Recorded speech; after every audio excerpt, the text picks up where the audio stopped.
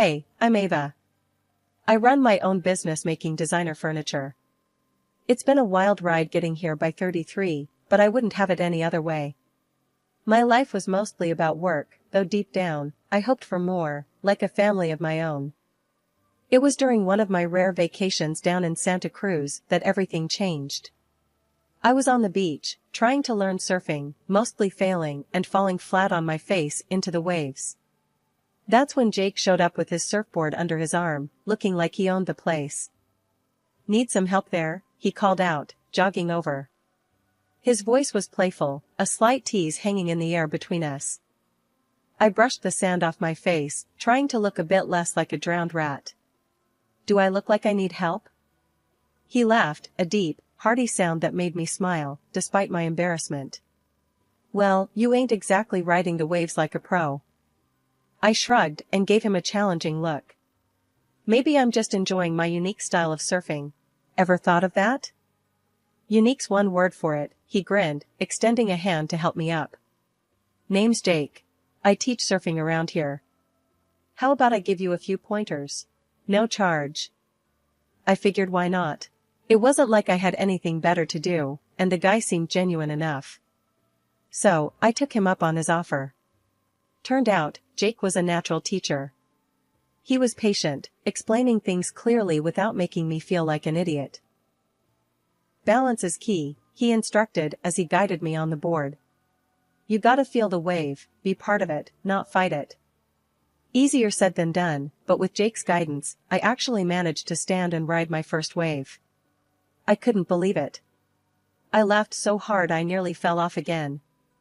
"That's it. You're a natural," Jake cheered, clapping his hands. I paddled back, flushed with excitement. "Thanks, Jake. I guess you're a pretty good teacher." That night, we talked like old friends. Turns out, Jake moved around a lot as a kid, never really settling anywhere until he hit the surf towns. He loved the ocean, said it was the only place he felt at home. "And what about you, Ava? What's your story?" I told him about my business, how I'd started from scratch, working day and night to make it something real. He listened, really listened. And that's how it started, really. A simple meeting on the beach that turned into dinner, and a conversation that felt like it could go on forever. I didn't know then that I'd fall for him, hard and fast. But that comes later. For now, it was just two people, laughing over fish tacos, the ocean whispering in the background. I smiled. Maybe I'd just found that someone. Life after meeting Jake took a fast track, like a runaway train I had no interest in stopping. Our courtship was a whirlwind, filled with laughter, beach days, and long, heartfelt conversations under the stars. It didn't take long before he popped the question. We were at our favorite spot on the beach, the same place where we first met. "Hey Ava," Jake started, his voice unusually shaky. "You and me, we're kinda great together, huh?" I laughed, a little nervous, sensing something big was coming. "Kinda great? That's the understatement of the year." He took a deep breath and went down on one knee, right there in the sand. "Marry me, Ava. Let's not just be kinda great. Let's be amazing, together, forever." My heart skipped about a dozen beats. "Yes," I blurted out, more tears in my eyes than I'd care to admit. "Yes, I'll marry you, Jake." The wedding was everything I could have hoped for. It wasn't large, just close friends and family at a small chapel near the beach. The reception was at a local hall, decorated with simple flowers and strings of lights that made everything feel magical. But as we settled into married life, I started to see sides of Jake I hadn't known before. He loved the finer things, expensive clothes, high-end gadgets, and soon, a sleek sports car that ate up more money than I wanted to think about. One evening, as I was working through some designs, Jake strolled into my office, a glossy brochure in hand. "Hey babe, check this out," he said, laying the brochure on my desk. I glanced at it, my stomach dropping as I saw the price tag on the car he was pointing at. "Jake, this is really expensive. Are you sure we can manage this right now?" He leaned back, a frown creasing his brow. "Come on, Ava. You make good money, right? We can afford a little luxury." I sighed, knowing I'd regret it, but also not wanting to fight. Fine, but this is a big purchase. We should be careful with spending for a while. Trust me, babe, it's all under control, he assured me, but his casual dismissal of my concerns stung more than I expected. His parents, too, became a regular fixture in our lives. His mom, Marlene, and dad, Phil, were charming at first. They'd often come over, praising the house, the food, everything. But soon, every visit came with requests. Ava, dear, you have such good taste. Could you help us pick out some new curtains? We just don't know what to get, Marlene would say, her eyes darting around our living room appreciatively. Sure, I helped. I even paid, thinking it was no big deal, a way to make them feel welcome. One night, after they'd left from one of their many visits, I collapsed onto the couch next to Jake, exhaustion nipping at my heels. Your parents are really taking this family thing seriously, huh? He chuckled, not catching my tone. Yeah, they love you. You're like the daughter they never had. I bit my lip, not sure how to say what was on my mind without causing a rift. It's just, they expect a lot. Gifts, money, time. It's getting to be a bit much, don't you think? Jake's face hardened a little, his voice sharp. They're just being friendly, Ava. They like spending time with us, that's all. I wanted to argue, to tell him it felt like more than that, like we were a bank they could take from without asking.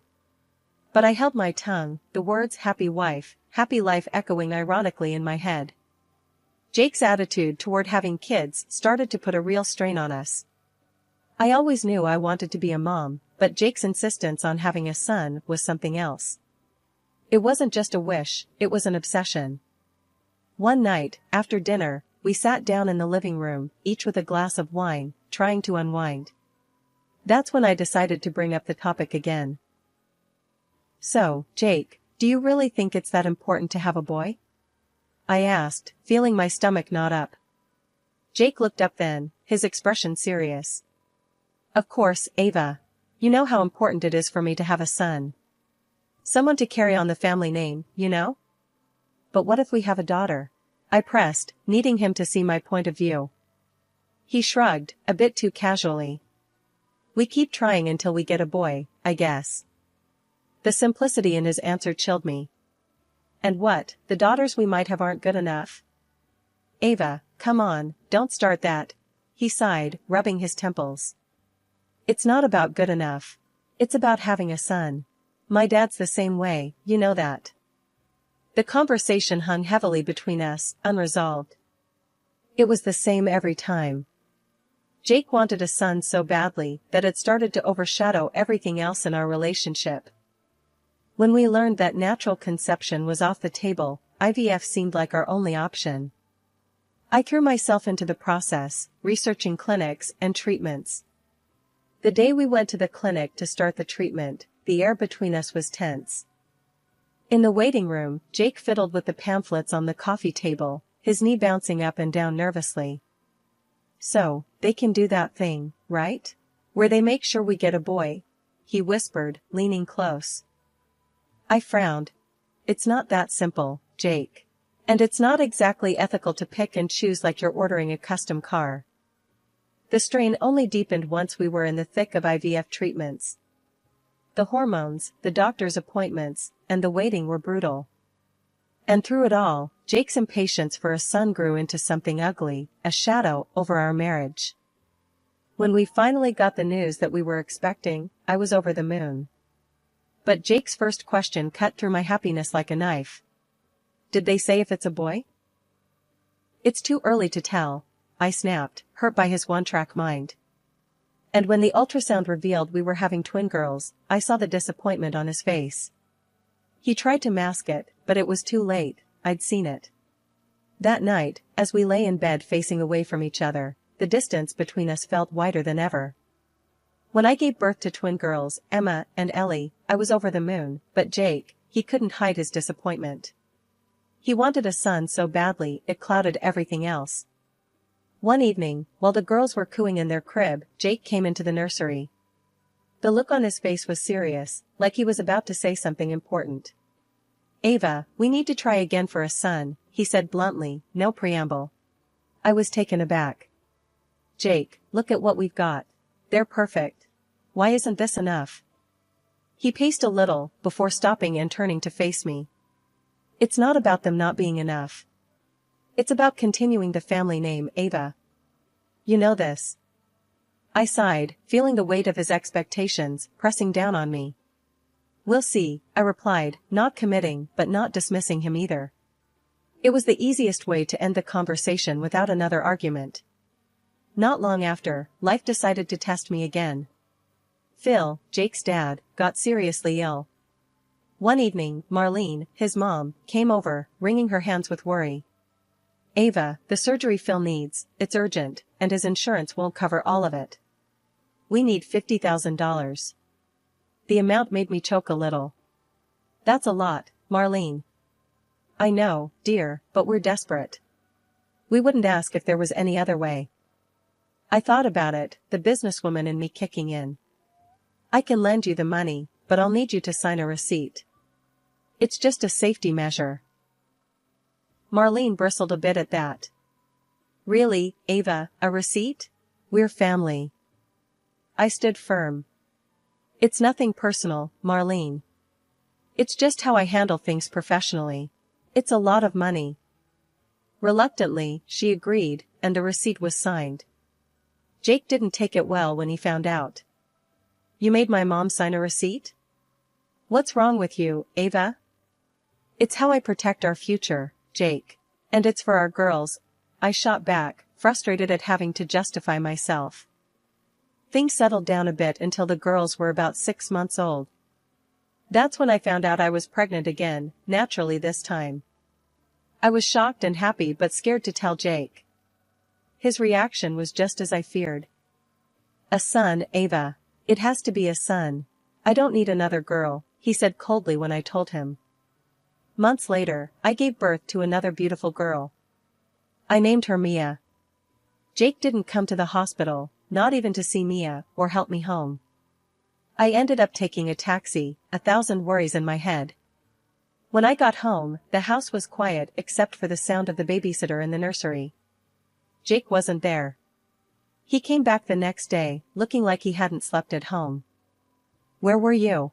I asked, my voice tight with a mix of anger and despair.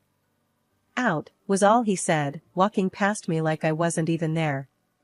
He didn't even glance at Mia, his own daughter. The hurt from that cut deeper than anything else. Here I was, trying to keep our family together, and there he was, pulling further away every day. It was clear to me then that something had to change.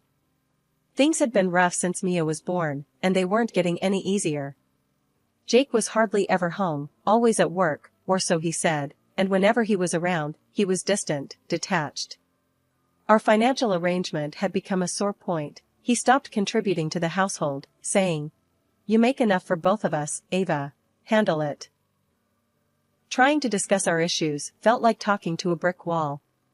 He'd come home late, often just as I was putting the girls to bed, avoiding any real conversation. Even my in-laws added to the strain. Marlene would come over, not to see the girls, but to ask for favors or gifts. "Ava, dear, could you help me pick out a new microwave? You always choose the best appliances," she'd say, her compliments thinly veiling her true intentions. She barely glanced at her granddaughters playing on the floor beside her. Phil, after recovering from his surgery, didn't hold back his thoughts either. During one of his rare visits, he said bluntly, "We hoped for a grandson, Ava. These girls, they're fine, but a boy would have been better." But the real shock came when Jake stumbled in one night, looking more frazzled than usual.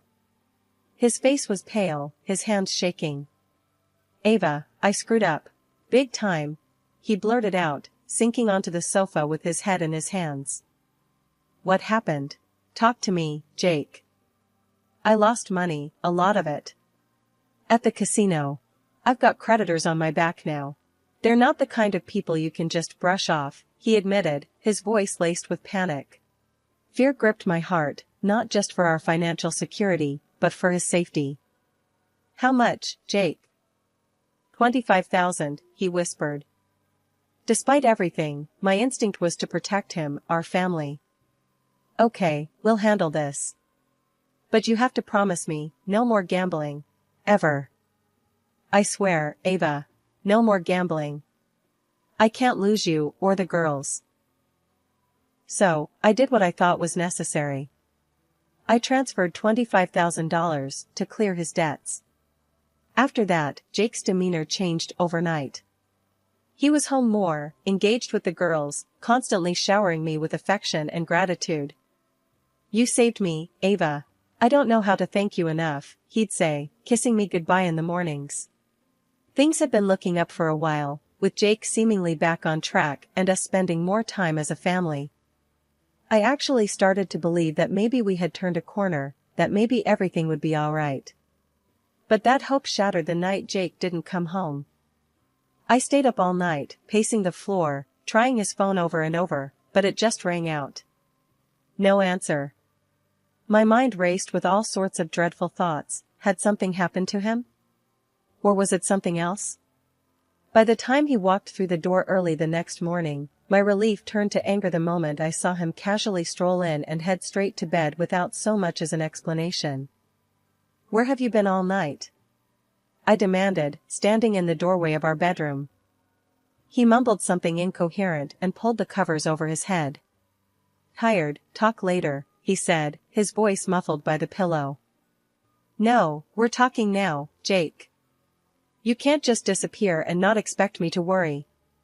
But he was already snoring, completely oblivious to my panic or anger. That was the last straw. I decided then and there that I needed to know what was really going on. The next day, I hired a private detective. A week later, the detective came back with news that crushed whatever was left of my trust. Jake had a mistress, and she was pregnant. Pregnant with a son. The irony of it stung like salt in a wound. But what cut even deeper was learning that the $25,000 I gave Jake to cover his supposed debts hadn't gone to any creditors. Instead, he'd bought his mistress a new car, a thank you present for carrying his son. I was seething with rage when I called Marlene, my mother-in-law, hoping for some semblance of support. Marlene, Jake has a mistress, and she's pregnant. And he bought her a car with the money that was supposed to pay off his debts, I said, my voice shaking with fury and disbelief. There was a pause on the other end of the line. Then, Marlene's voice, cold and sharp, came through. Well, maybe if you had given him a son, he wouldn't have needed to look elsewhere. I couldn't believe what I was hearing. Are you blaming me? For not having a son? That's why you think it's okay for your son to cheat? He needs an heir, Ava. It's important for men in our family to have a son, she insisted, as if that justified everything. So my daughters mean nothing? Is that it? I was nearly yelling now, my heart pounding in my chest. Ava, you need to calm down and stop overreacting. It's not the end of the world.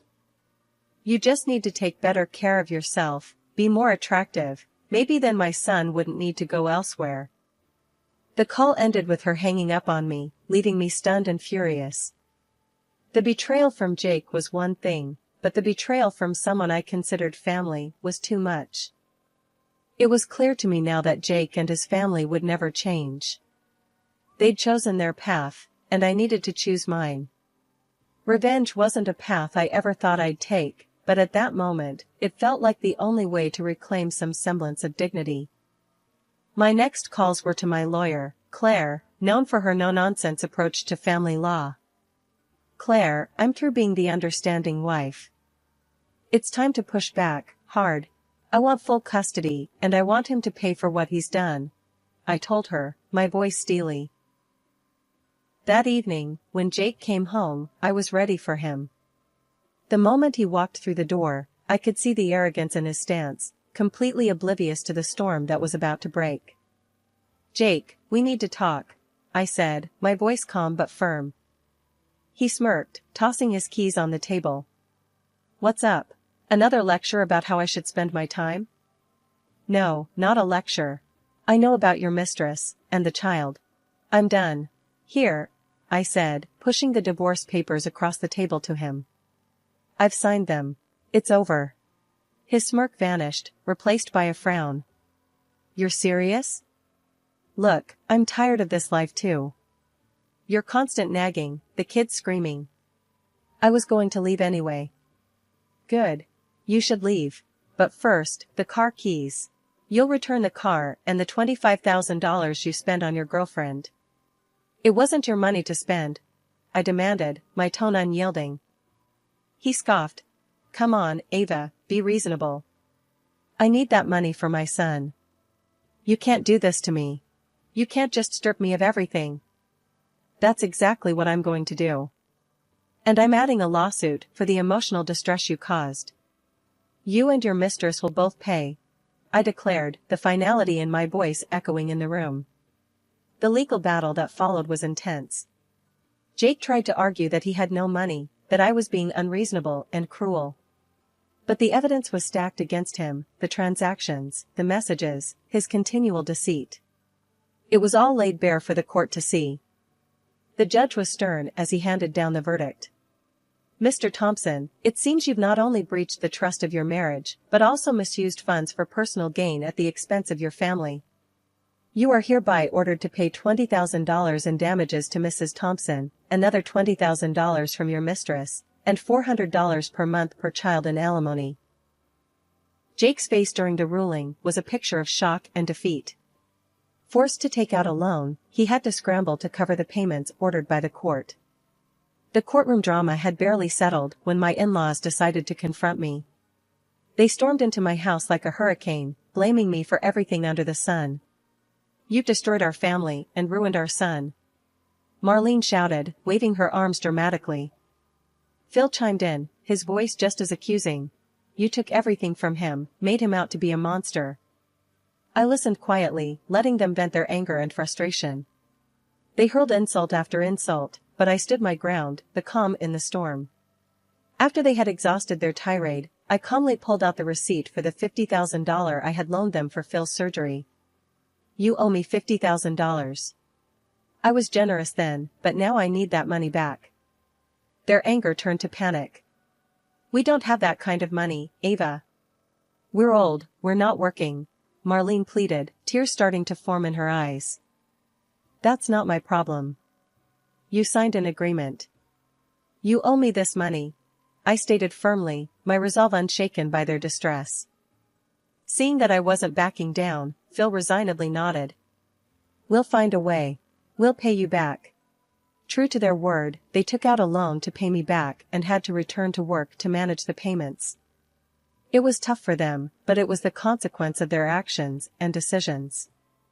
Life settled into a new rhythm after that. I focused on raising my daughters and running my business. Despite the challenges, I never regretted standing up for myself. My girls were thriving, growing more beautiful and intelligent each day, and my business was doing well, giving us a comfortable life.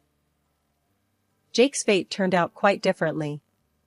Burdened by debt and unable to keep up with the financial demands of his actions, he was forced to work multiple jobs. He left his mistress after she gave birth to a daughter, not the son he so desperately wanted. The irony of it wasn't lost on me, but I felt no pleasure in his misfortunes. Months later, a knock came at my door. It was Marlene and Phil, looking older and more worn than I remembered. Ava, we've been thinking a lot about what happened. We're sorry, Marlene started, her voice trembling. Phil nodded, his eyes avoiding mine. We miss the girls. We were wondering if, maybe we could see them? I looked at them, seeing the genuine regret in their eyes, but the pain they had inflicted was too deep, and their betrayal too significant. I appreciate your apology, I began, my voice steady. But I can't let you back into our lives. Not after everything. The girls are doing well, and we're moving on. It's better this way. Marlene's eyes filled with tears, and Phil placed a hand on her shoulder. We understand. We wanted to try, Phil said, his voice thick with emotion. I wish you the best, but please respect our wishes and give us our space, I replied, closing the door gently but firmly. Turning back to my home, to the laughter of my daughters playing in the living room, I felt a profound sense of peace. We had come through so much, their little faces reminders of why every struggle was worth it. I had made tough decisions, but they were the right ones for us.